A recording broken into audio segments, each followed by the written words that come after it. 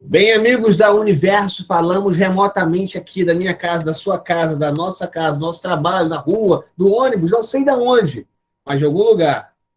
Saímos agora remotamente apresentando o trabalho de espondilite anquilosante. Iniciando essa apresentação, nós temos aí a queridíssima Marcela Oliveira, que vai puxar esse trabalho inicialmente. Com você a palavra, Marcela. Boa noite, pessoal. Boa noite. O nosso grupo vai falar sobre a espondilite anquilosante. Eu vou falar sobre a sua definição. Então, espondilite significa inflamação da coluna, anquilosante significa a fusão ou solda de dois ossos em um só. A espondilite anquilosante é um tipo de inflamação que afeta os tecidos conjuntivos, principalmente as articulações da coluna e das grandes articulações, como quadris, ombros e outras regiões, e causando a inflamação e a dor. A espondilite anquilosante é uma disfunção autoimune inflamatória crônica. Uma doença autoimune é um mau funcionamento do sistema imunológico, levando o corpo a atacar os seus próprios tecidos. Ainda não se sabe o que desencadeia as doenças autoimunes.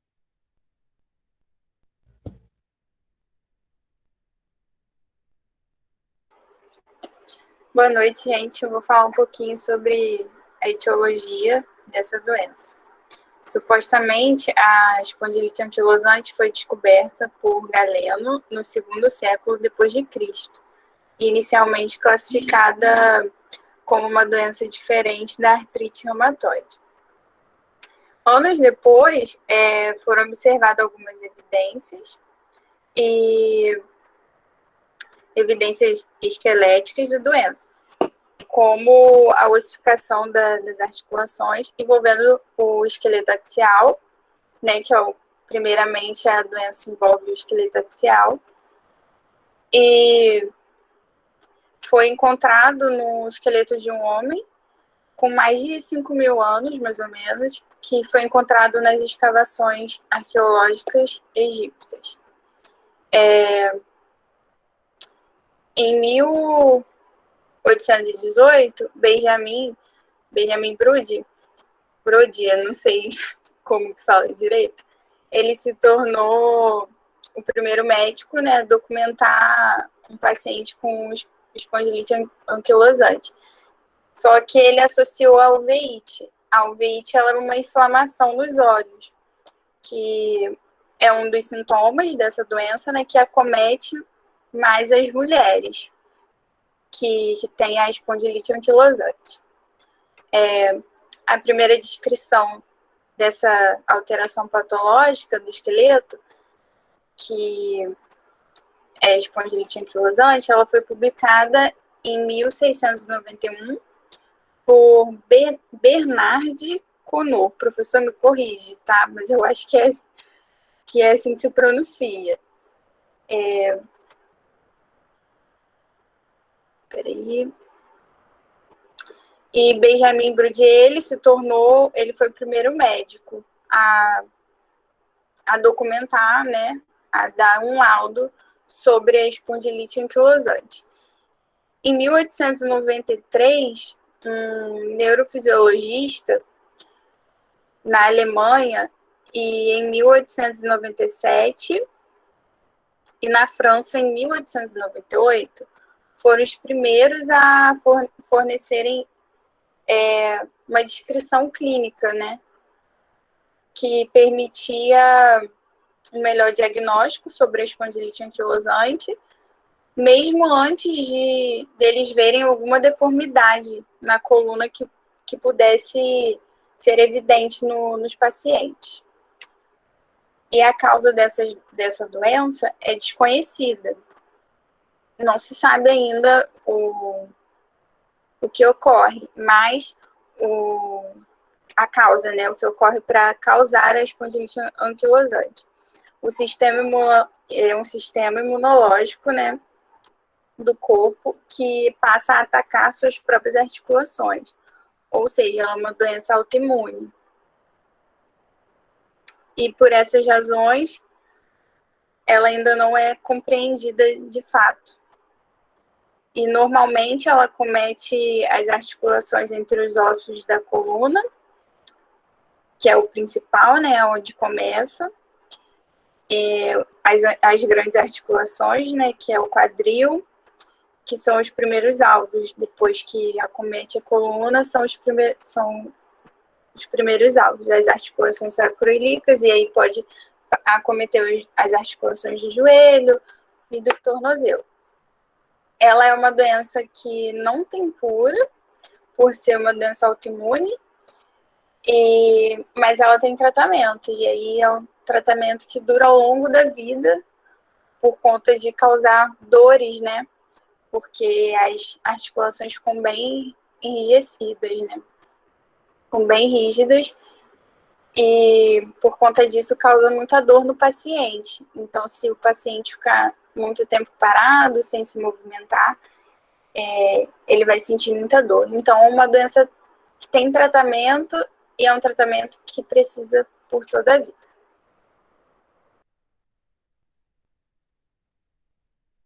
Boa noite, professor. Boa noite, a turma. Dá para escutar meu áudio direitinho, professor? Perfeito, Oi. Ana. Dá? Então tá. Tranquilo. Eu queria só acrescentar uma coisinha, desculpa, tá, Ana, de cortar. O grupo que vai apresentar na semana que vem, não esqueçam, tá? Uma pergunta sobre o lúpus eritematoso vai se fazer importante, tá bom, gente? Pergunta também faz parte, é a última coisa aí. Desculpa, tá, Ana? Posso esquecer disso aí, a galera não fazia.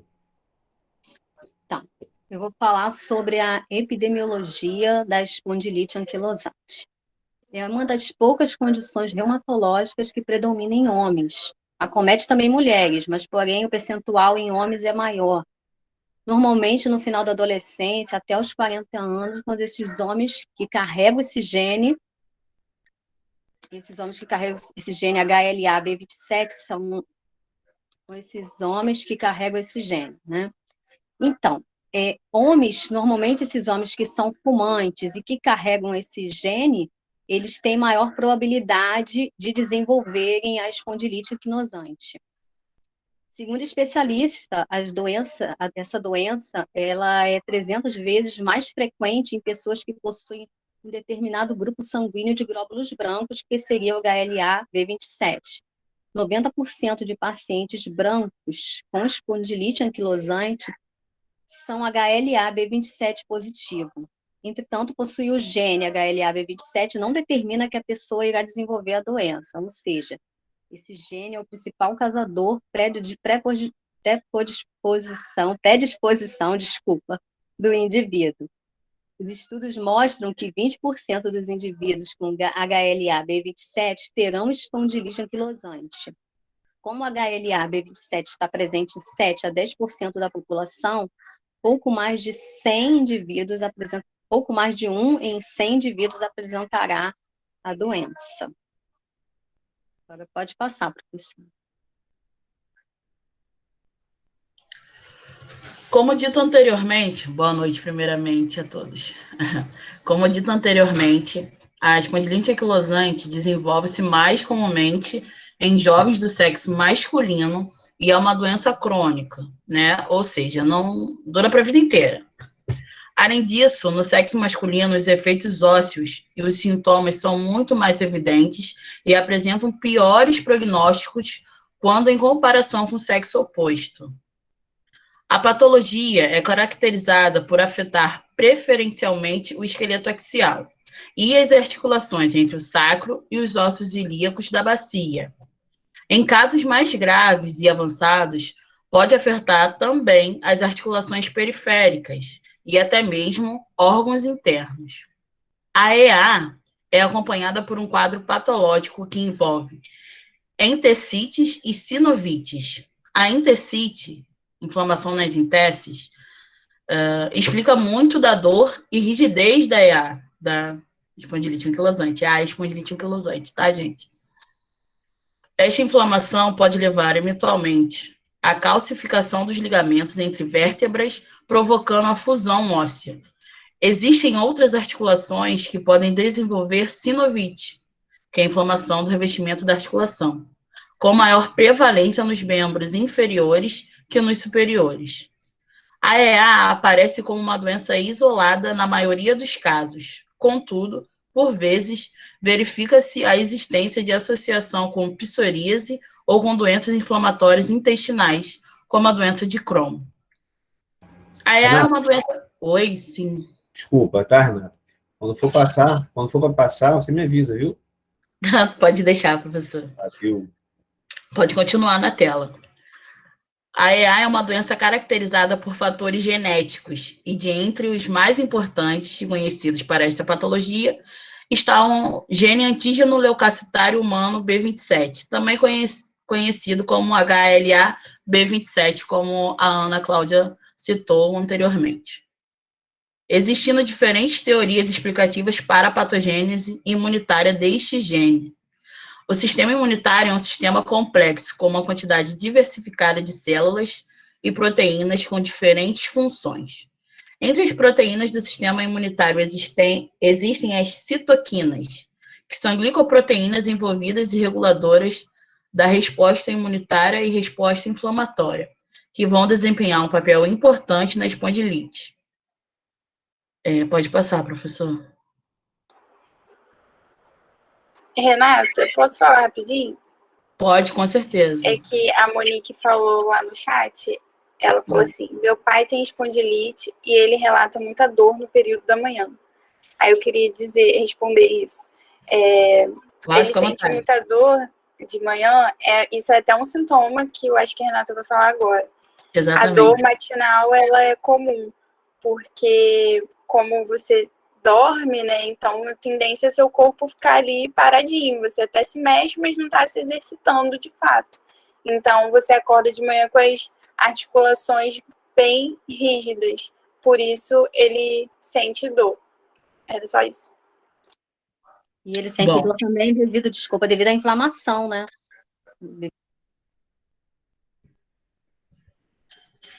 Continuando aqui.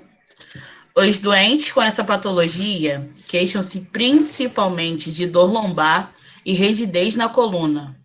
Tais sintomas tendem maioritariamente a aparecer na adolescência ou no início da idade adulta, apresentando maior prevalência no sexo masculino. Com o avançar da doença, o movimento lombar vai sendo cada vez mais limitado, à medida que as vértebras da coluna se fundem entre si. Alguns sintomas, né, os principais sintomas são rigidez da coluna e perda da mobilidade espinal, que são explicados por inflamação da coluna, dano estrutural ou ambos. A rigidez é mais intensa ao acordar e pode prolongar-se por várias horas. Temos também as lombalgias, né, que são as dores na coluna lombar, mais intensas em repouso e durante a noite, tornando difícil encontrar uma posição de alívio. Estas dores melhoram com o movimento e com a prática de exercícios físicos.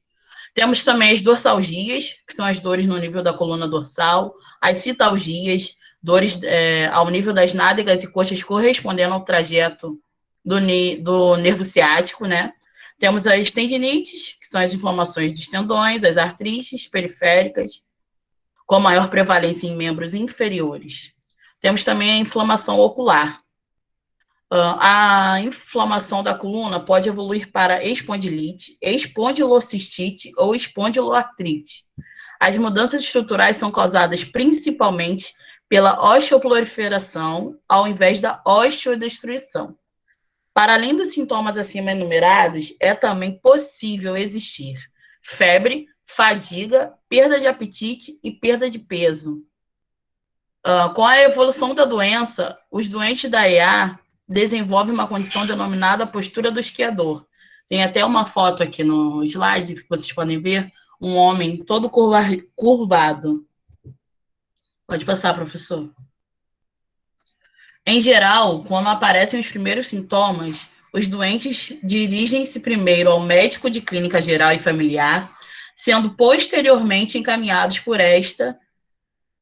para um médico especialista. Em geral, o médico especialista é um ortopedista ou um reumatologista, podendo, no entanto, por vezes, ser um oftalmologista se existirem problemas oculares significativos. Deve suspeitar deste quadro quando está perante um indivíduo com menos de 40 anos, com dores das costas de características inflamatórias que persistem há mais de 3 meses, associadas à rigidez matinal, que, no entanto, melhoram com a prática de exercício físico. Paralelamente ao que acontece em outras doenças, o ideal é um diagnóstico precoce para permitir estratégias de tratamento e estilos de vida que proporcionem uma melhor qualidade de vida ao doente. O diagnóstico precoce torna-se ainda mais relevante para uma doença como a EA, em que fases iniciais da doença causam tanta dor como em indivíduos já diagnosticados com progressão radiográfica. Desta forma, um diagnóstico precoce da espondilite anquilosante tem como vantagem uma intervenção médica também precoce, numa etapa onde ainda não ocorreu danos estruturais irreversíveis, intensificando a resposta ao tratamento, o que resulta numa melhoria nos sintomas e qualidade de vida do doente. Contudo, nem mesmo com recursos aos medicamentos mais recentes, tais como os medicamentos biológicos, é possível evitar a formação de osso a 100% e a fusão óssea característica da EA. Um dos principais problemas da EA é esta ser uma doença de desenvolvimento lento, o que tem como consequência uma maior demora na obtenção de resultados dos estudos. Por isso, estudos de longa duração são raros. O diagnóstico da EA é feito através de combinação de critérios clínicos com exames radiológicos. Todavia, uma parte destes testes não serve para confirmar o diagnóstico, servindo mais como um complemento ao diagnóstico, isto é, os exames relevantes para o diagnóstico da EA são mais indicativos do que confirmatórios. A radiologia e imaginologia são cruciais para o diagnóstico e classificação das espondiloartrites, especialmente da espondilite anquilosante, por serem suficientemente sensíveis a identificar casos de doença estabelecida. Os exames laboratoriais na espondilite anquilosante não são suficientes para realizar um diagnóstico. O professor pode passar.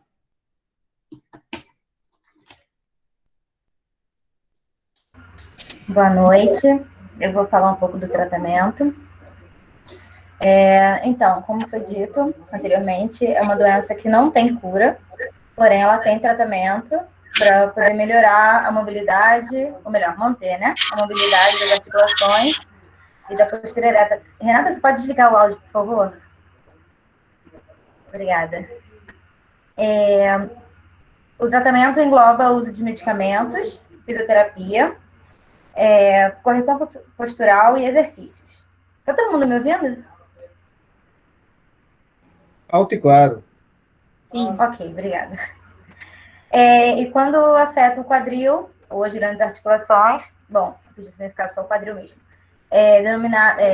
realizado uma cirurgia de artroplastia. Você pode mudar, por favor, o slide? Os medicamentosos temos os corticoides e as terapias biológicas. Pode passar. Então, tem algumas alternativas caseiras para poder melhorar, né, as dores. Às vezes a pessoa não tem aquela condição de fazer uma fisioterapia, né, nem todos conhecem as clínicas escolas, não tem dinheiro para fazer algum outro tipo de tratamento, ele pode tentar se ajudar em casa mesmo, fazendo alguns tipos de exercícios, fazendo caminhadas, principalmente o controle da respiração, que ajuda muito. E aí, aqui do lado, a gente colocou uma foto, que é um tipo de exercício também que ajuda muito, né? Que é a pessoa colocar um espelho na frente dela, encostar a nádega e os ombros na parede, com as pernas abertas, na altura dos ombros, na largura dos ombros, e olhar para o espelho respirando fundo, é uma coisa que ajuda muito também. E fora isso, a pessoa pode tomar banhos quentes, né, deixando a água cair na parte afetada, colocar compressas de bolsa quente e um cobertor elétrico, mas como nem todo mundo tem isso, a bolsa de água quente, a água quente já ajuda bastante. Pode passar, professor. Professor? No caso cirúrgico, é recomendada a artroplastia, como eu falei, que muito raramente posiciona corretamente as costas ou o pescoço de quem ficou muito tempo afetado pela doença, a ponto dela não conseguir olhar para frente. No caso daquela foto que a Renata colocou, mostrou, né, do paciente bem arqueadinho. Pode passar, professor. E esses são alguns exemplos fisioterapêuticos que ajudam também, né, como é que eu vou explicar? Qualidade de vida do paciente, né? A acupuntura, termoterapia, eletroterapia, massoterapia, hidroterapia, compage, cinesioterapia e o RPG também, que não está aqui. Pode passar, professor. Boa noite, gente. Eu vou falar sobre o caso clínico. Um paciente homem com 50 anos apresenta artrite intermitente em punhos, joelhos e tornozelos, acompanhados de lombalgia inflamatória, febre e diarreia. Algumas alterações no exame de sangue de PCR apresentaram algumas anormalidades, como 21 miligramas por delícitro. E os exames fator antinucleico, que é o FAM, que serve para diagnosticar doenças autoimunes, e o exame de fator reumatoide, que também serve para diagnosticar essas doenças autoimunes, e até mesmo artrite, foram negativos. Então, daí já excluímos algumas possibilidades de outras doenças.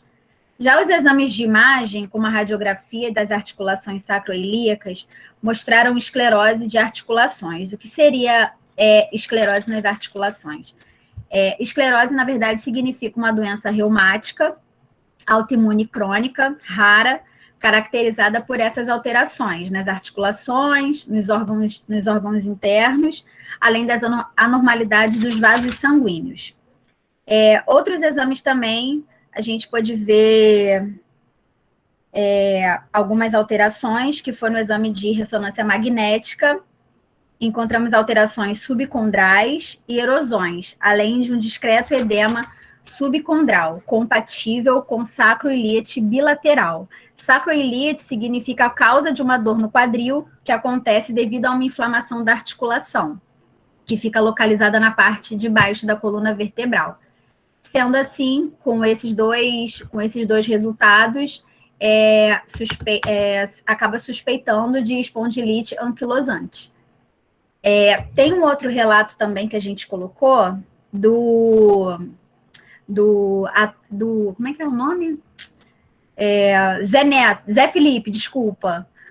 Um cantor também que foi diagnosticado com espondilite anquilosante, 21 anos, também começou a sentir dores nas costas, nos pés, e depois de se consultar com os médicos, ele acabou descobrindo também ser portador dessa doença, que não tem cura e é progressiva, ele acabou ficando bem preocupado, porque isso futuramente pode acabar afastando ele das atividades. E ele começou a sentir, na verdade, a perda de firmeza no pé ao levantar, e aí também acabou percebendo o pescoço um pouco travado. Foi aí que ele procurou a ajuda de um especialista e foi diagnosticado também com espondilite anquilosante. Então, na verdade, é indiferente, né, a idade, porque a gente pôde ver nos dois casos que tem um paciente com 50 anos e o outro com 21 anos, apresentando praticamente os mesmos sintomas. A diferença é que um tinha artrite, já diagnosticado, e o Zé Felipe, no caso, não tinha artrite, só essas dores mesmo. Então, a gente pode ver que é indiferente a idade, que essa doença pode afetar qualquer idade, e do sexo masculino, principalmente. Agora, a gente tem duas perguntinhas aí para finalizar nosso trabalho. Karina vai falar.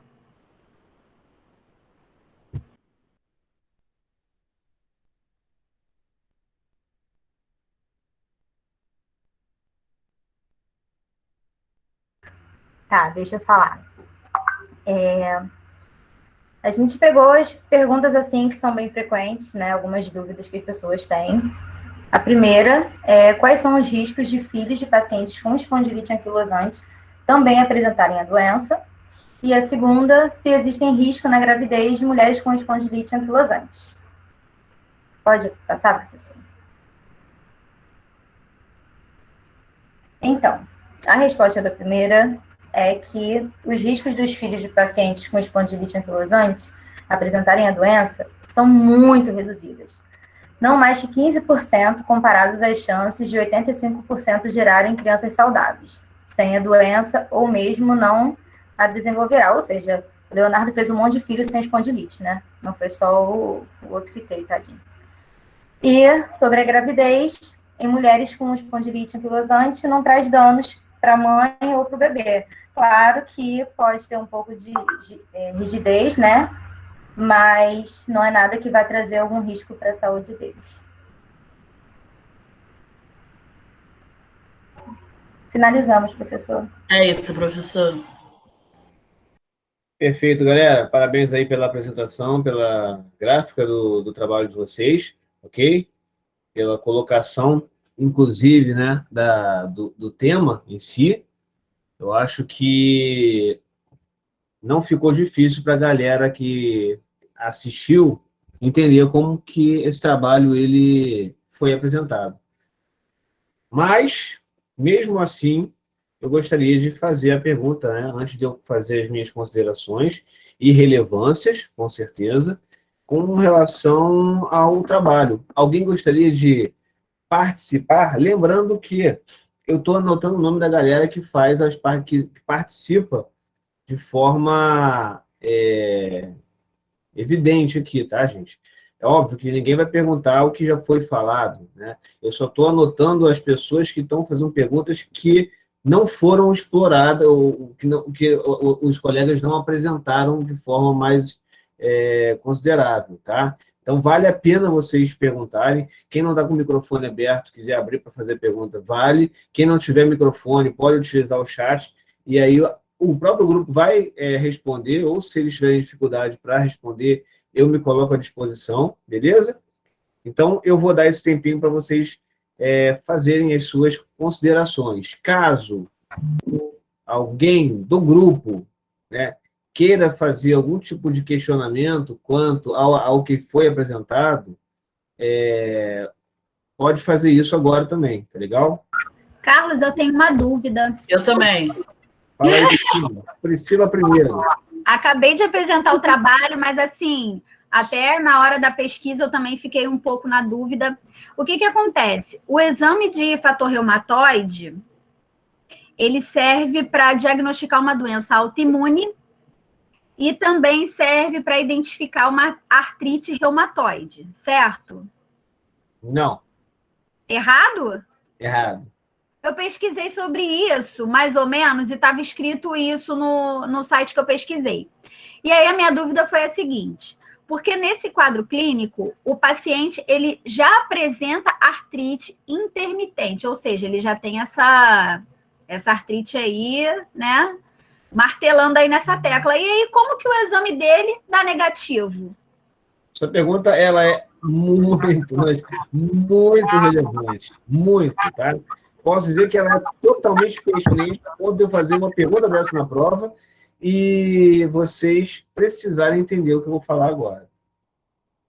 Vocês fizeram apenas um relato de caso, tá? Ou seja, o paciente, né, foi consultado e, obviamente, né, foi se consultar e, obviamente, fez alguns exames e esses exames apontaram alguns sinais.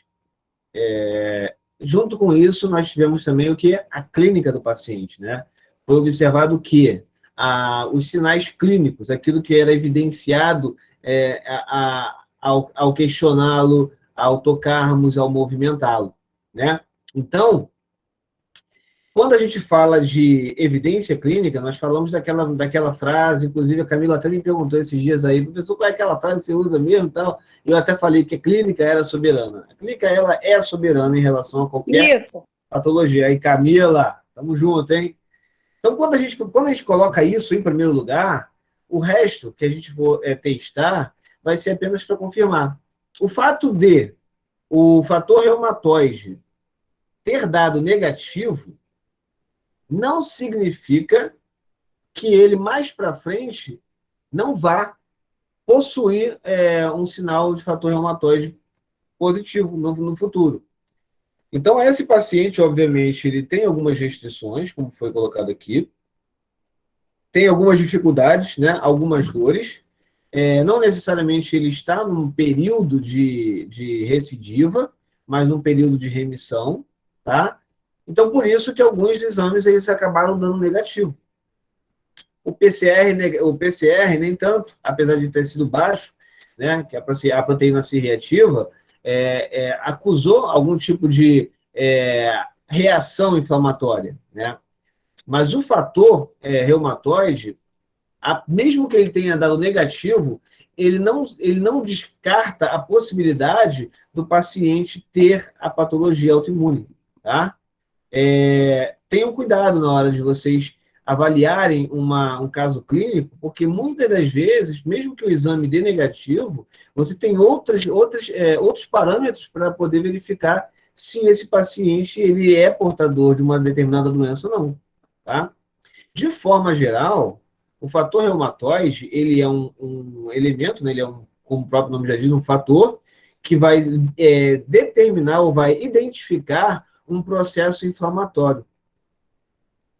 Seja qual for a natureza desse processo inflamatório. Seja por conta de uma lesão, seja por conta de uma inflamação, seja por conta de uma alergia, seja por conta de um problema autoimune, o fator reumatoide ele vai poder positivar em qualquer uma dessas situações.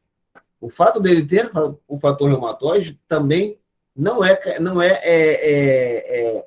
considerado fator preponderante para dizer que há uma doença ou não, tá?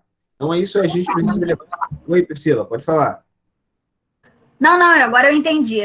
Beleza. Pegou? Então, só para ficar claro, aí nesse relato clínico, o fato do paciente, do exame laboratorial ter mostrado negativo para fator reumatoide é indiferente. Poderia dar positivo, assim como na artrite reumatoide também poderia dar negativo, tá? Dependendo da situação que o paciente esteja, né?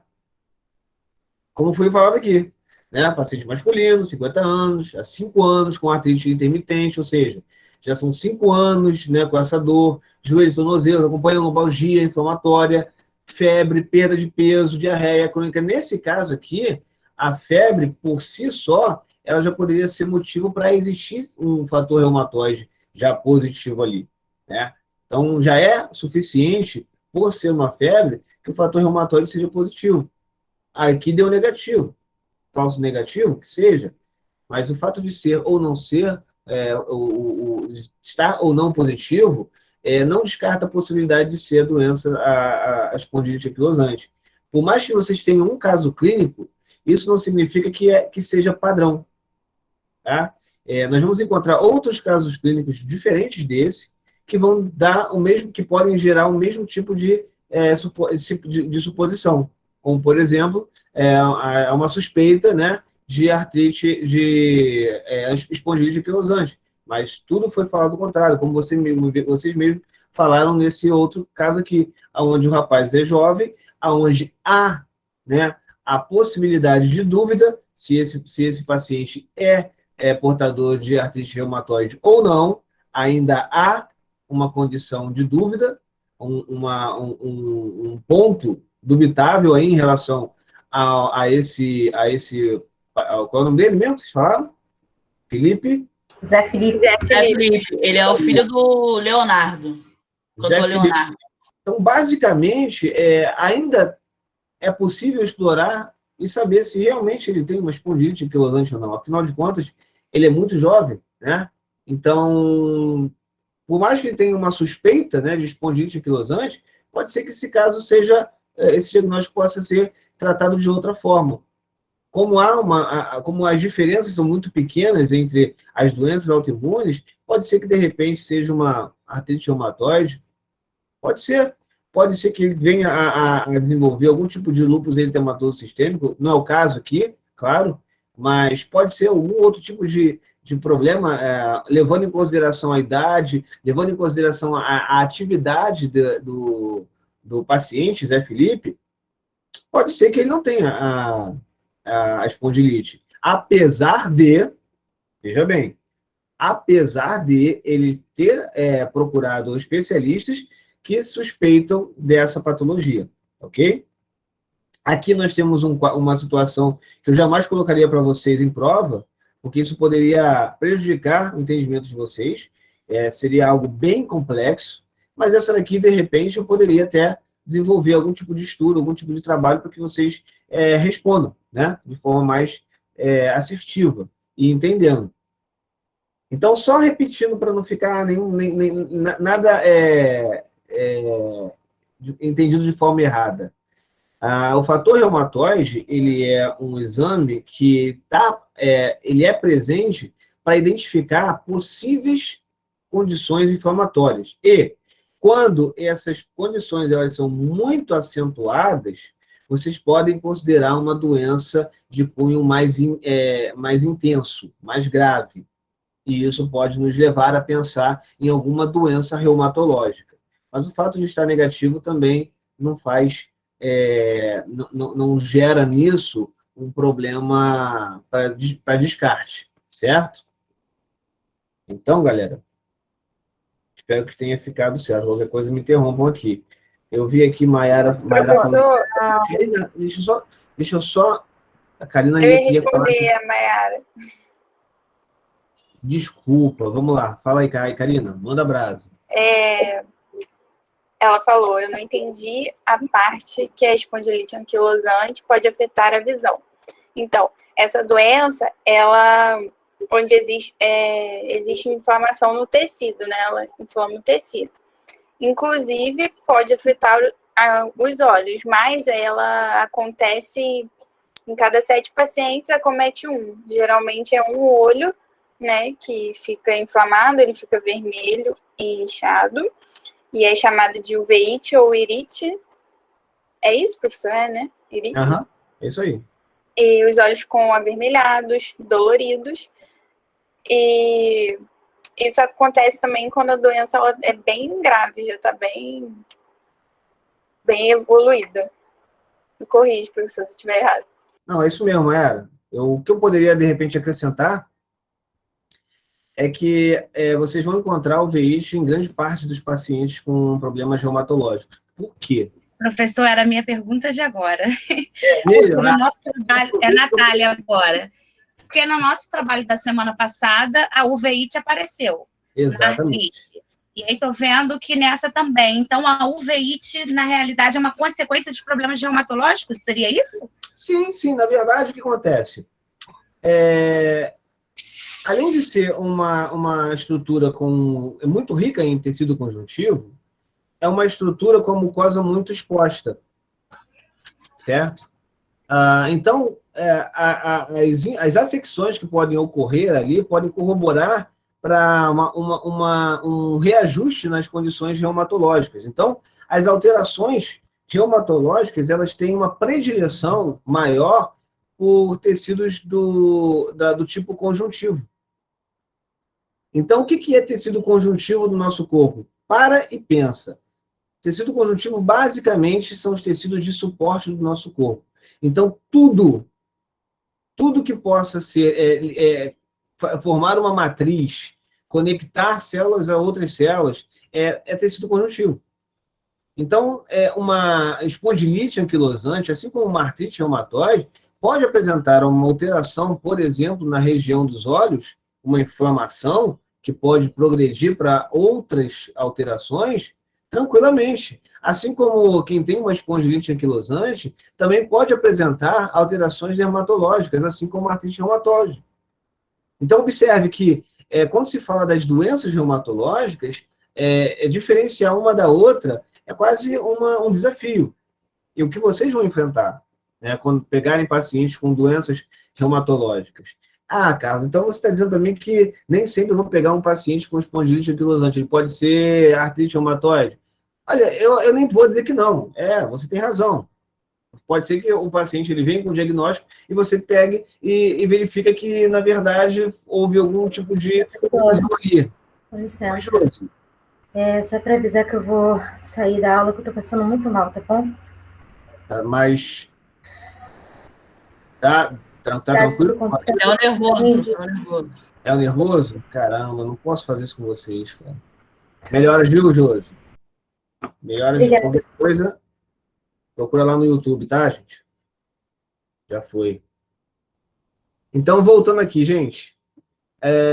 Basicamente, quando a gente pensa em determinar uma doença, a gente tem que fazer as diferenças, né? Determinar as diferenças. Aqui eu acho que nós temos algumas diferenças que nós podemos discutir. Então, não seria o uveíte, obviamente, né? Porque você tem aí na artrite reumatoide, você tem aí na espondilite anquilosante, você pode ter isso também em artrite gotosa, que no caso seria a gota, né? Não sei se vocês já ouviram falar. Normalmente, quem tem alterações metabólicas apresentam artrite gotosa. Natália, ia falar? Não, ainda na uveíte.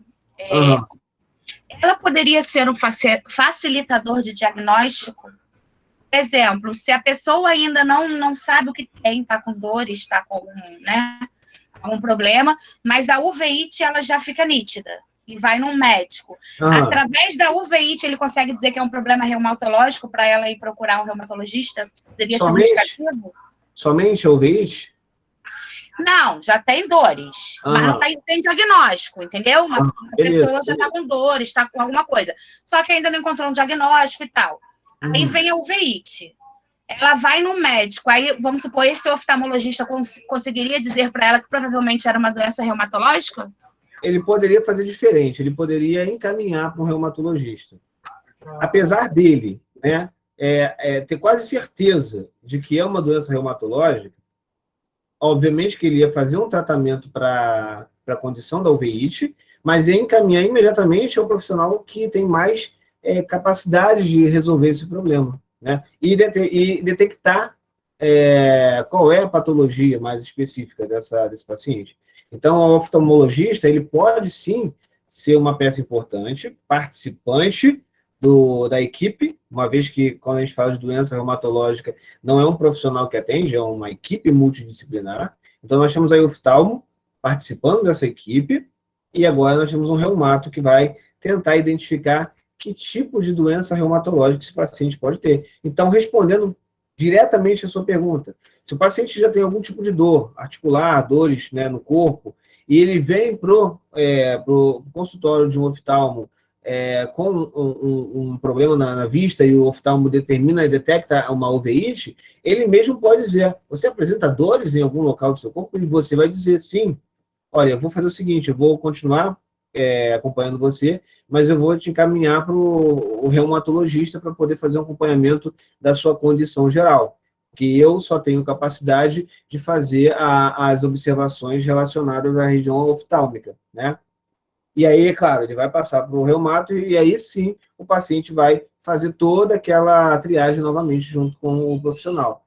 Como, por exemplo, a anamnese, buscando todas as perguntas, buscando todas as informações pertinentes ao paciente e ao caso do paciente, para ele poder determinar daí se é uma patologia específica ou não. Beleza? Foi, Natália? Professor, obrigada. Perfeito. Monique também queria fazer... queria ativar o microfone, mas não estou conseguindo. Só queria... beleza, show de bola. Um parabéns aí para a galera, viu? A apresentação foi show de bola, não fui só eu que achei isso. Monique também achou. Então, deixa eu aqui subir um pouquinho para saber se a gente consegue mais algumas perguntas. Professor, tem mais duas perguntas aí, uma da Ellen e uma da Hannah. Vamos lá.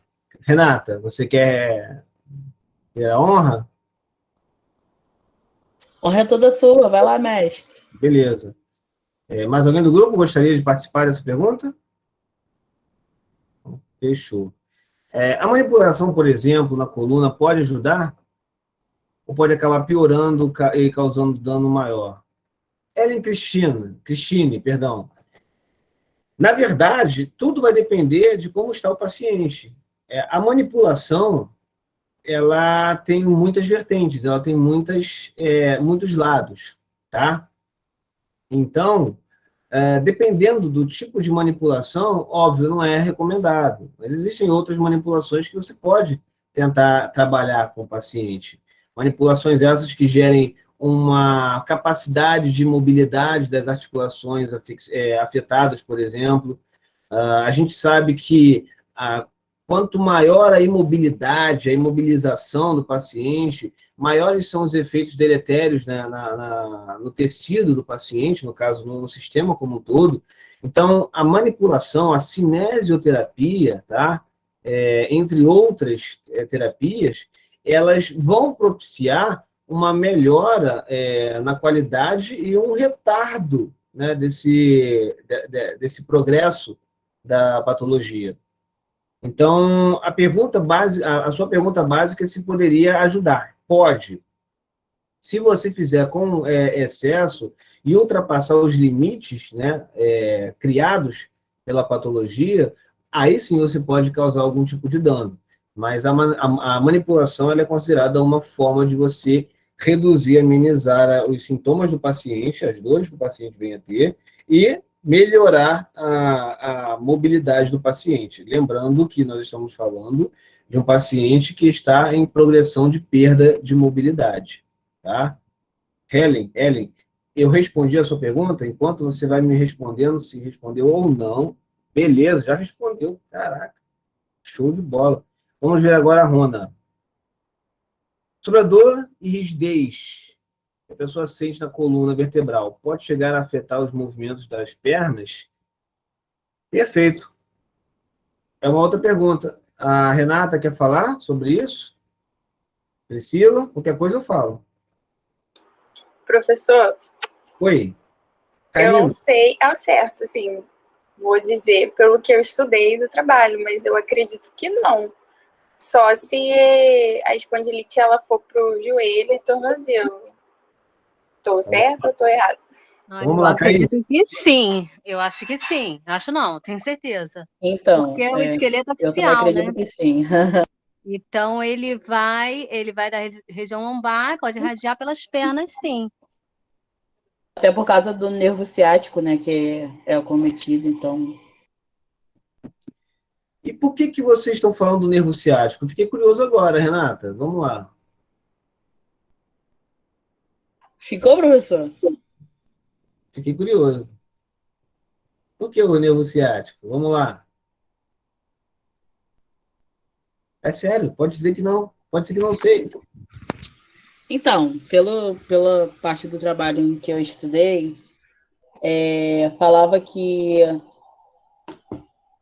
o trajeto do nervo ciático passa exatamente onde é acometido, onde os ossos se fundem. É basicamente isso, professor. Eu não vou conseguir explicar umas palavrinhas bonitinhas, não. Eu só queria entender qual foi o trajeto de entendimento para que a gente possa alinhavar isso de uma forma mais tranquila, para que você entenda e, obviamente, a Ana entenda o que eu vou explicar agora e, obviamente, vai passar pela pergunta dela. Mas tem sentido, tem algo a ver com o nervo ciático ou não também? O nervo ciático ele vai ser comprometido sim, tá? Direta ou indiretamente com relação à patologia. Normalmente é indiretamente. Vou explicar por quê, aproveitando aqui a deixa da ONA. Então, olha só. A pergunta que ela fez foi sobre a projeção, né, a progressão dessa doença para o joelho, por exemplo, né, para as pernas, vamos dizer assim. O esqueleto axial, ele basicamente ele é composto pelos ossos do crânio, os ossos da coluna vertebral, obviamente os ossos da caixa torácica, costelas, né, e externo, sacro e ponto. O esqueleto apendicular ele é formado pela clavícula, escápula e os ossos do membro superior. Enquanto a parte de baixo da cintura pélvica é formado pelos ossos do quadril mais os ossos dos membros inferiores. Independente, tá? da doença ela ser muito característica do sistema do esqueleto axial, é possível encontrarmos alterações, anquiloses, em regiões que não sejam do esqueleto axial, apesar de ser uma característica da espondilite anquilosante, você ter aí um progresso na coluna, tá legal? Mas você pode ter esse progresso da coluna, envolvendo as articulações costais, né, costovertebrais, a esternocostal. Nós temos aí também progressão para a articulação sacroiliaca, né? Por isso aí nós temos aí as sacroilites, porque há uma inflamação na articulação entre o sacro, né, e os ossos do quadril, e ela vai progredindo para as outras regiões, como, por exemplo, as articulações do quadril, a articulação coxofemoral, a articulação do joelho, descendo até os pés, se for o caso, tá? Lembrando que a característica principal dessa doença é a carga sobre ela, né? Se a gente tivesse que diferenciar a artrite reumatoide de espondilite Essa é a minha pergunta. Como é que a gente diferencia uma da outra ao certo, né? Então faz a sua pergunta para a gente sacramentar isso. Com as pesquisas que eu fiz para o trabalho, apareceu muito, em quase todas elas, falando que há muito tempo atrás, né, antigamente, o diagnóstico só era dado como artrite reumatoide. A espondilite anquilosante veio depois, porque elas eram muito parecidas. É muito parecido o diagnóstico das duas, mas que algumas coisas diferem uma da outra. E aí não ficou muito claro para mim o que realmente difere uma da outra. Então vamos fazer essa diferença agora, né? Primeiro que a artrite reumatoide, ela tem uma prevalência no sexo feminino, tá? Então essa é a primeira diferença, prevalência. Não estou dizendo que só as mulheres vão ter, estou falando que existe uma prevalência no sexo feminino. É uma coisa. A espondilite anquilosante, ela vai ter uma prevalência no sexo masculino. Não estou dizendo que todos os homens vão ser, somente os homens vão ter essa doença, não. Mas há uma predileção, uma predisposição em determinados gêneros, né? Gênero masculino e gênero feminino. É uma forma de você conseguir empurrar para um lado mais do que para o outro. Outra forma que você pode perceber, normalmente, as artrites reumatoides, elas geram as inflamações, mas dificilmente elas vão progredir, não estou dizendo que não vão, tá? Mas dificilmente elas progridem para uma anquilose, tá? Elas podem chegar a sofrer uma anquilose se o tratamento não for adequado. Mas o processo natural, né, da artrite reumatoide não é anquilosar. Já o processo natural da espondilite anquilosante é gerar essas fusões. Então, nós temos aí mais uma diferença que aproxima um pouquinho mais uma de um lado do que outra. E aí nós podemos... Carlos. Dite, pode falar. Tudo bem? O que é anquilosar? Anquilosar, soldar. Isso mesmo, soldar, colar.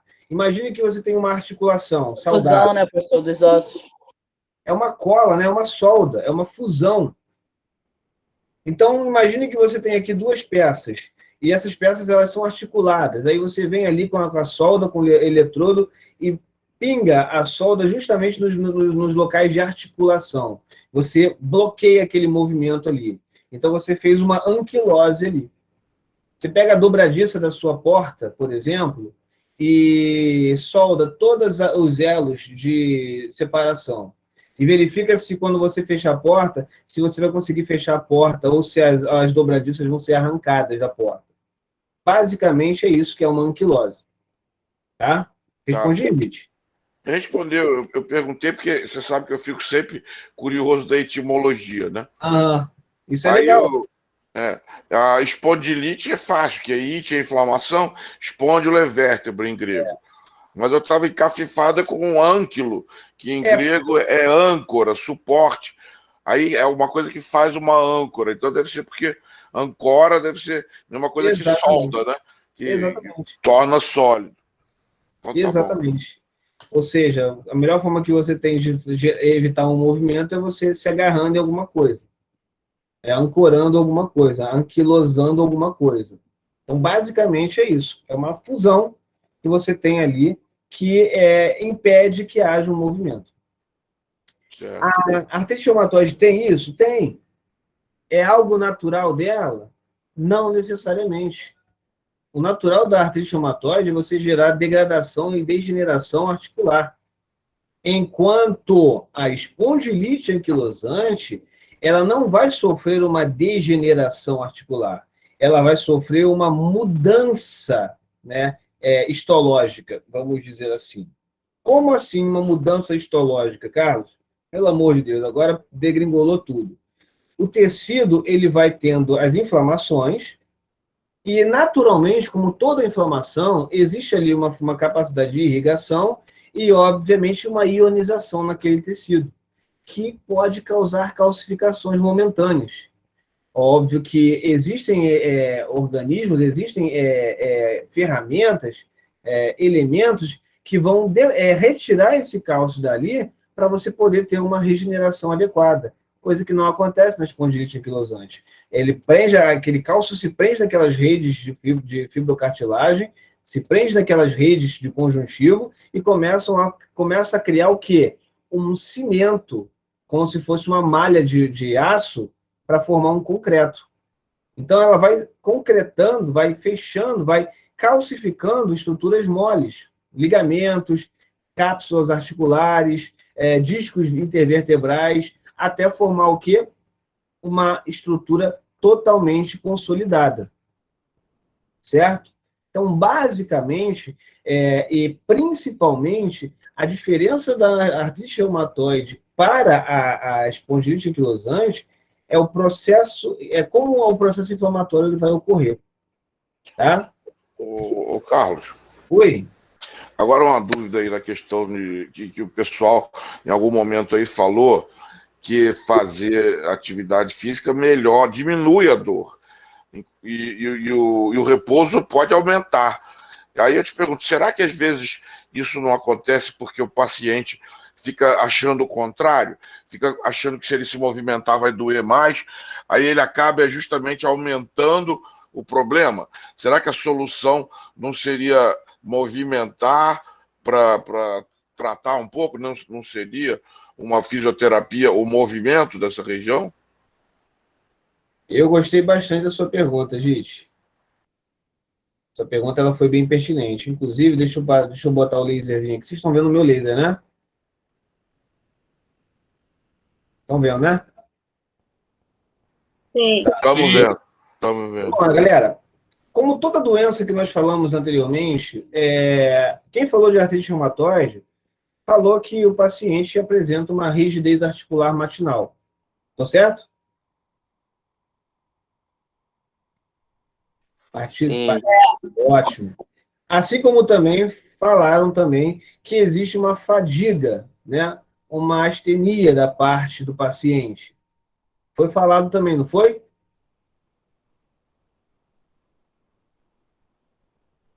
Exatamente. Exatamente. Foi falado também sobre a perda do apetite. Foi falado sobre as alterações psicológicas, emocionais, não foi? Sim. Foi também falado sobre uma coisa muito interessante, que são as posturas antálgicas, né?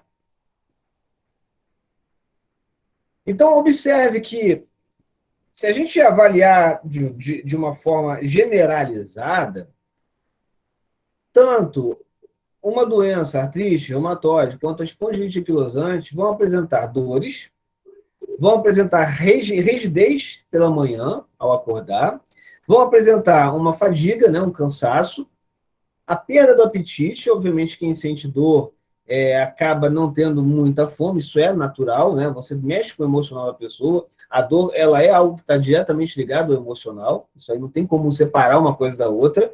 A dor e o emocional, eles andam sempre juntos. Não tem jeito. Isso aí é uma coisa que a gente precisa acreditar e levar como verdade. Não tem como você dizer o contrário. A perda do apetite, basicamente, por conta da dor. Nós temos aí também a evolução da própria doença por conta de uma adoção de postura antálgica, que aqui está descrito como uma postura de esquiador. Mas que a postura antálgica, o que é uma postura antálgica? Mayara, pode falar.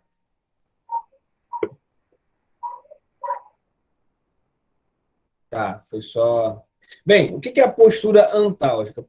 Uma postura adaptada. Exatamente. A lesão. É uma postura adaptada e ainda acrescenta contra a dor. Por causa da dor. Uma postura antálgica é uma postura adaptada contra a dor.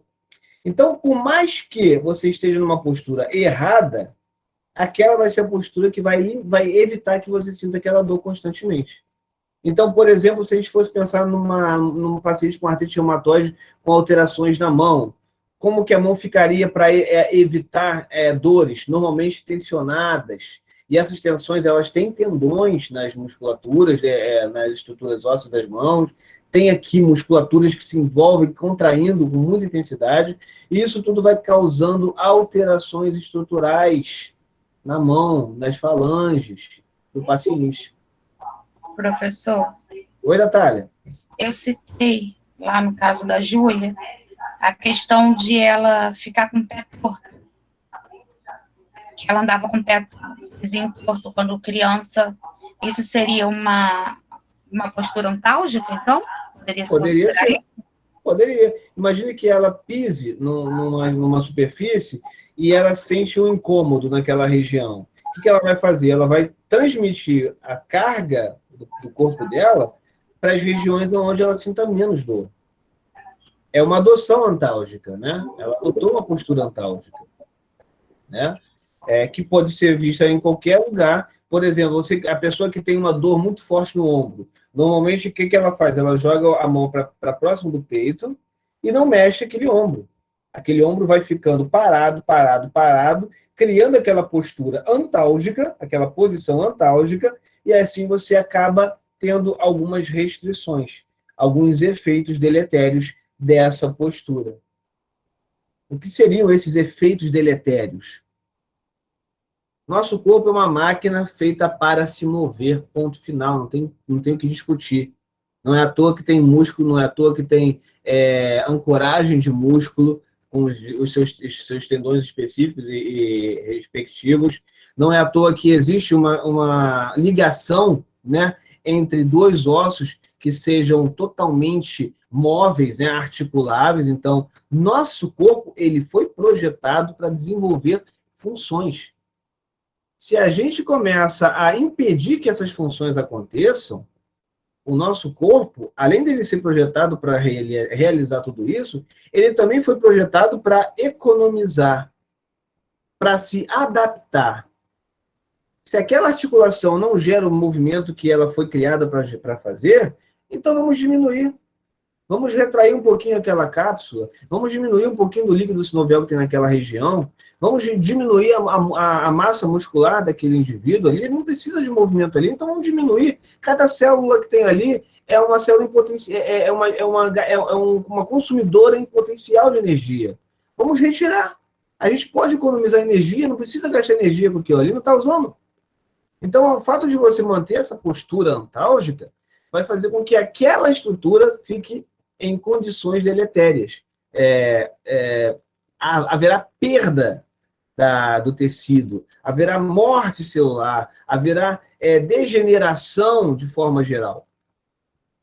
Então, óbvio que, respondendo de forma bem prolongada aí o que o Gite falou, é isso. Se a pessoa sente dor, ela se prende, não se move. Essa dor vai fazer com que ela fique imóvel e essa imobilidade vai fazer com que ela perca mais o quê? Capacidade funcional. A perda de capacidade funcional vai acentuar aquela dor. Então, quando ela for tentar fazer algum movimento, vai ter um limite maior por conta daquela dor. E a tendência é você sempre ter uma dor mais intensa com movimentos menos amplos, né? Então, os movimentos, eles são menos amplos, tá? Obviamente que, se nós queremos uma rigidez naquele tecido, nós precisamos trazer de volta a função dele. Óbvio, dentro do que nós temos como condição.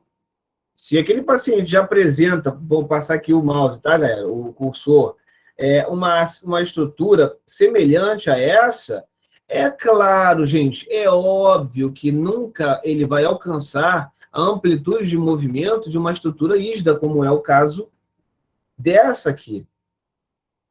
Aqui você tem bastante espaço entre as vértebras para gerar movimentos rotacionais, movimentos de desvios, flexões e extensões. Mas aqui não. Aqui você já tem o quê? Uma diminuição desse espaço. Os movimentos eles são mais restritos, mas nós precisamos fazer um trabalho para manter aquele mínimo que esse paciente já apresenta. Então, a Ana fez uma pergunta muito interessante, Gite acabou acrescentando, e eu finalizo dizendo que a gente precisa desenvolver a função daquele paciente, a função da articulação daquele paciente. Dito isso, a gente pode, então, lançar mão de tratamentos que possam facilitar a complacência daquele tecido, favorecer a diminuição da dor daquela região, para que a gente possa aplicar algum tipo de exercício físico, algum tipo de atividade, alguma cinesioterapia no paciente. Ana, eu fui claro? Professor, eu ia fazer uma pergunta. O fisioterapeuta, ele faz algum teste que possa ajudar a diagnosticar? Vamos lá. Antes de eu responder a sua pergunta, Ana, deixa eu só me certificar de que a Ana entendeu o que eu falei, e o Gite também.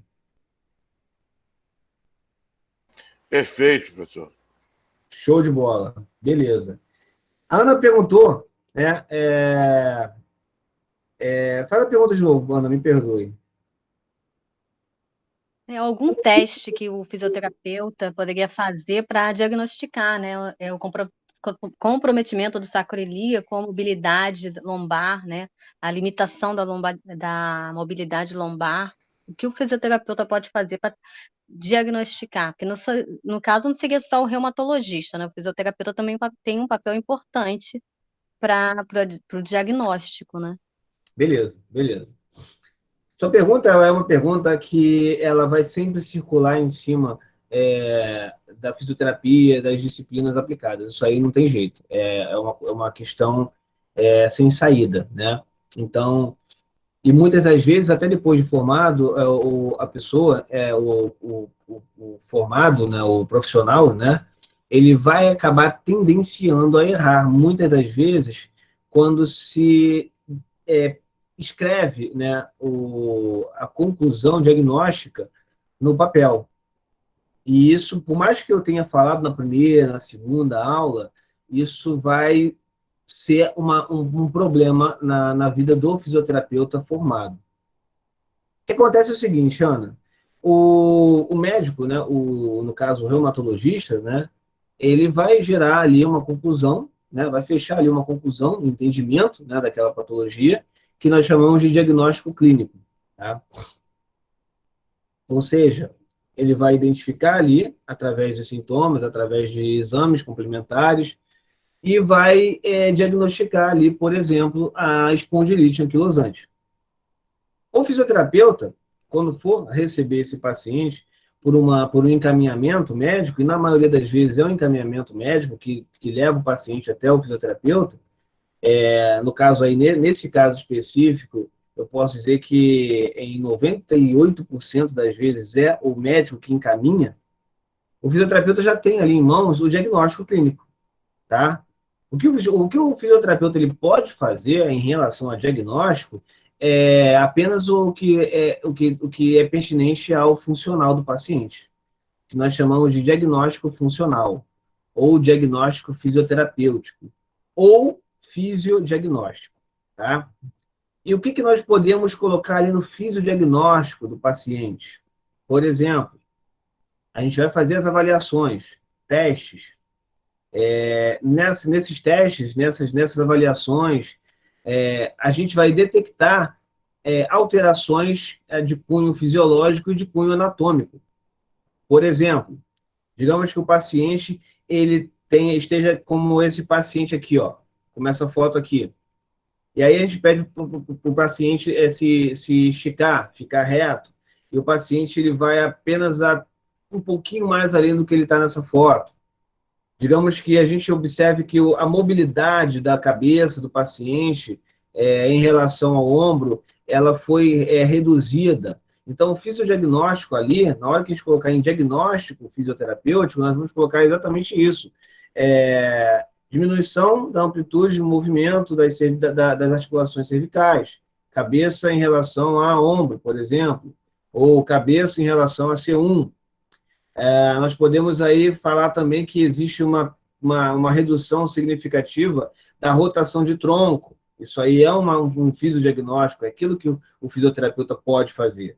O fisioterapeuta não tem autonomia para dizer espondilite anquilosante, mas ele tem autonomia para dizer quais são as alterações físicas, né? As alterações funcionais do paciente. Foi, Ana? Foi sim, professor. Obrigada. É claro que, agora que você entendeu, é claro que muitas das vezes você vai pegar um paciente que foi diagnosticado com apenas uma dorsalgia.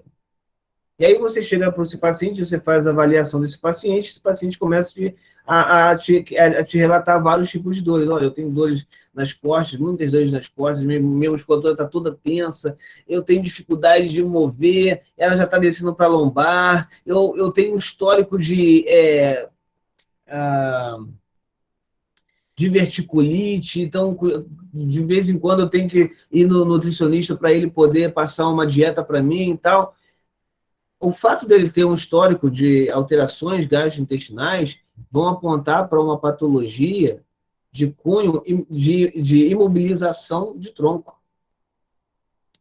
É normal que um paciente que não consiga se mover adequadamente perca a capacidade de motilidade gastrointestinal. Então, calma aí, o paciente vem com todas essas informações para você dar apenas a atenção à dor da dorsal dele. Calma aí. Vamos tentar identificar que pode ser uma espondilite anquilosante. Tá? Ele foi diagnosticado com uma dorsalgia. Lembrando que dorsalgia não é diagnóstico, tá, gente? Dorsalgia é um sintoma. Mas tá, ele chegou para você com um encaminhamento médico e com um diagnóstico de dorsalgia. Tá? Isso vai acontecer, tá? De montão. Lombalgia, ciatalgia, tudo isso não é sintoma. Tudo isso quer dizer, nada disso é diagnóstico, mas tudo isso é sintoma, são sinais. Mas aí ele chega para você com um diagnóstico de dorsalgia. E aí, óbvio que você pega aquilo ali, você não vai escrever no papel que é uma espondilite anquilosante, correto? Porque você não tem essa capacidade, você não é apta, né, como fisioterapeuta, a colocar ali a espondilite anquilosante. Você não pode. Só o reumatologista, o médico, pode fazer isso. Mas, você considerando que pode ser uma espondilite anquilosante, a primeira coisa que você precisa fazer é entrar em contato com o médico desse paciente e tentar explicar para ele que você viu alguns sinais que podem gerar esse diagnóstico. Você vai ter uma conversa séria com o médico e respeitosa. Caso, no final das contas, não tenha nenhum tipo de consenso ali da conversa, o que você vai fazer é avaliar a parte funcional e tratar as alterações funcionais de acordo com o seu fisiodiagnóstico, que não tem nada a ver com o diagnóstico médico, o diagnóstico clínico. Tem a ver com o que você detectou ali de disfunção. É isso que você vai tratar. Ana, te enrolei, tirei a sua compreensão. Não, eu entendi. É um trabalho em conjunto, né, professor? Sim, é um trabalho em conjunto. E a gente tenta, né, de todas as formas, considerar o que o nosso colega, né, do grupo fala e tenta opinar. Não é porque nós somos fisioterapeutas que nós sabemos menos do que os médicos, tá? Não estou dizendo que sabemos mais, mas não estou dizendo que sabemos menos. Está conseguindo entender? Vai depender muito do que nós... Se a gente vai estudar sobre aquilo, se a gente vai pesquisar sobre aquilo, o que vai fazer a gente saber mais ou menos do que outra pessoa é o quanto a gente pesquisa sobre aquele assunto. Então, o fisioterapeuta que pesquisa sobre aquele assunto tem total condição de chegar para um médico e falar, doutor, gostaria de conversar com relação ao nosso paciente X. Eu observei algumas mudanças em relação à postura dele, ele está com uma mudança um pouquinho mais rígida em relação às outras articulações. Ele relatou para mim que ele tem uma diverticulite. Isso é comum em quadros de artrite reumatoide, assim como também é muito comum, principalmente em casos de espondilite anquilosante. Será que a gente não deveria ter um pouco mais de... será que a gente não deveria pesquisar, explorar um pouquinho mais esse paciente, para de repente a gente conseguir fazer um tratamento mais adequado, mais tranquilo com ele? Estou precisando da tua ajuda aí para a gente discutir isso, porque eu estou vendo que a dor não é só nas costas, ele tem uma restrição muito grande a nível cervical, lombar, a mobilidade sacroiliaca dele já foi para o espaço. A gente tem esse poder de conversa. E aí, obviamente, ele vai dizer, não, vamos lá, deixa eu pegar esse paciente de novo aí, vamos fazer aí o exame e tal, sim, percebemos que realmente há uma alteração aqui e tal, vamos falar então do diagnóstico, e aí a gente tem condições. Mas caso isso não aconteça, temos que ter pelo menos subsídio para trabalhar em cima das disfunções daquele paciente. Isso a gente pode fazer. O ruim é quando não descobre logo, né, professor? Estou fazendo estágio remoto e o professor estava até comentando, que o professor estava dizendo que uma paciente dele foi em vários lugares, vários consultórios, até reumatologista, se eu não me engano, e foi muito difícil para descobrir. Então, ela foi passando por vários lugares e isso fica tardando pior para o paciente, né? Pois é, e vai depender do médico que for atender, vai depender do fisioterapeuta que for atender esse paciente, porque aquela coisa, tem profissional que está empenhado em querer descobrir qual é o problema. Tem profissional que olha rapidamente aquilo ali, vamos tratar aqui de forma paliativa e tal, pá. Então, há profissionais e profissionais, né? A verdade é essa, né? Há fisioterapeutas e fisioterapeutas, vocês podem mudar isso ou não. Melhorar, né? Mudar, quando eu falo em melhorar, né? Nunca piorar. Então, vocês podem ser melhores do que os fisioterapeutas que nós temos hoje. Ou vocês também podem ser piores, vai depender do que vocês têm em mente. Tudo vai depender do quanto a gente tem para explorar esse paciente. A gente não pode bater pé dizendo que é uma coisa, a gente tem que determinar através de vários estudos para então identificar o problema. Que aqui no caso da artrite reumatoide e a espondilite anquilosante, como já foram discutidas, nós temos aí alguma base para a gente diferenciar um do outro. Primeiro aí o gênero, depois aí nós temos o eixo, né, de comprometimento, se é apendicular, se é axial, a forma com que essa inflamação ela ocorre, gerando uma calcificação, isso é aparente na radiografia em relação à espondilite anquilosante, e basicamente, Ana, eu acho que foi isso, tá? Mais alguém gostaria de falar algo sobre?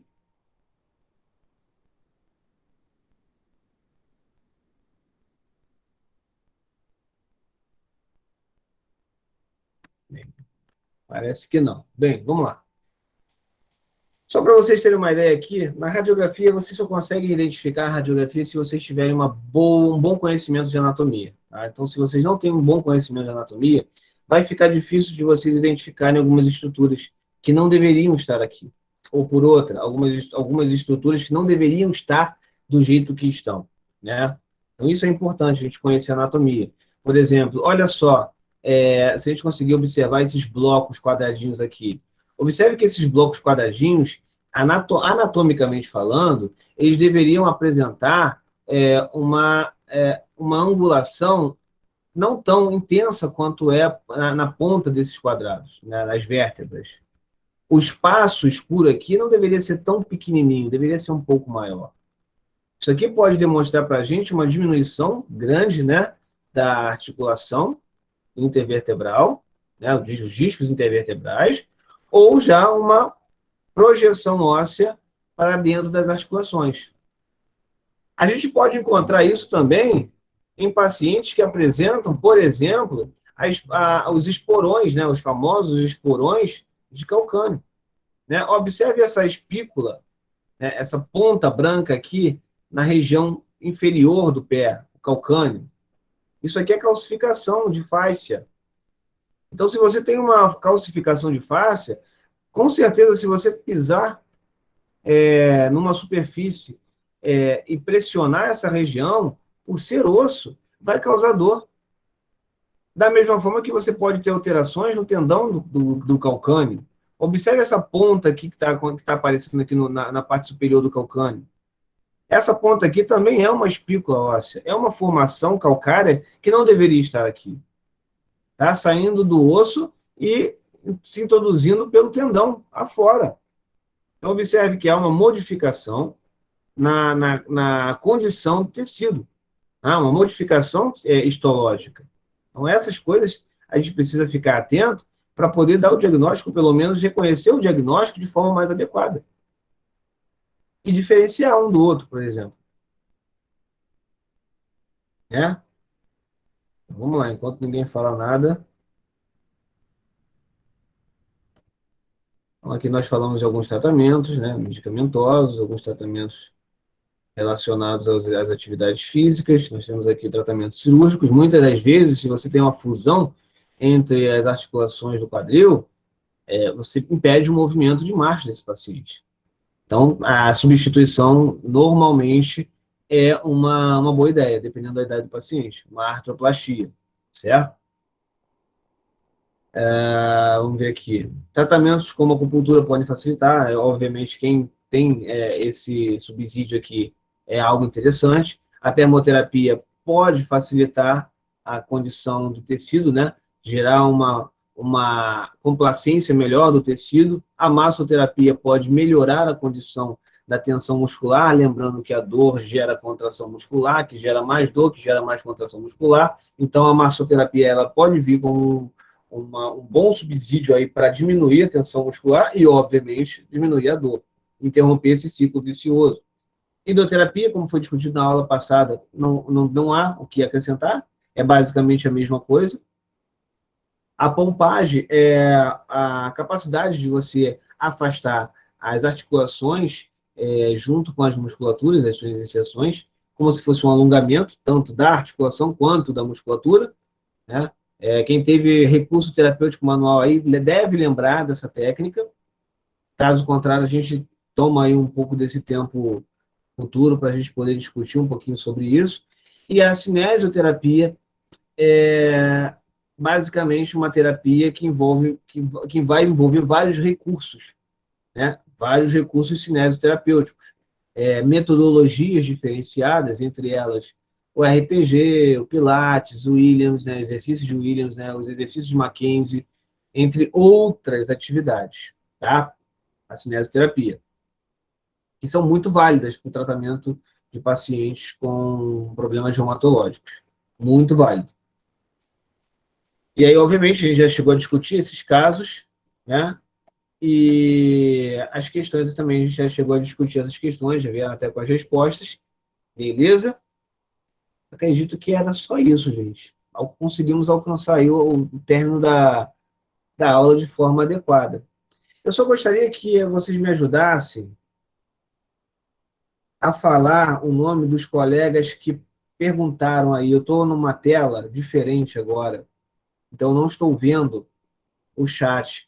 Então eu vou pedir a ajuda de vocês devagar, só para vocês me passarem o nome das pessoas que perguntaram, que fizeram participações importantes na aula. Lembrando que eu estou olhando para uma lista de nomes, então não vai dar para eu poder associar o nome se por acaso for um apelido, tá? Eu peço um nome, basicamente, o primeiro nome para me facilitar, tá bom? Então vamos Pode, lá. professor.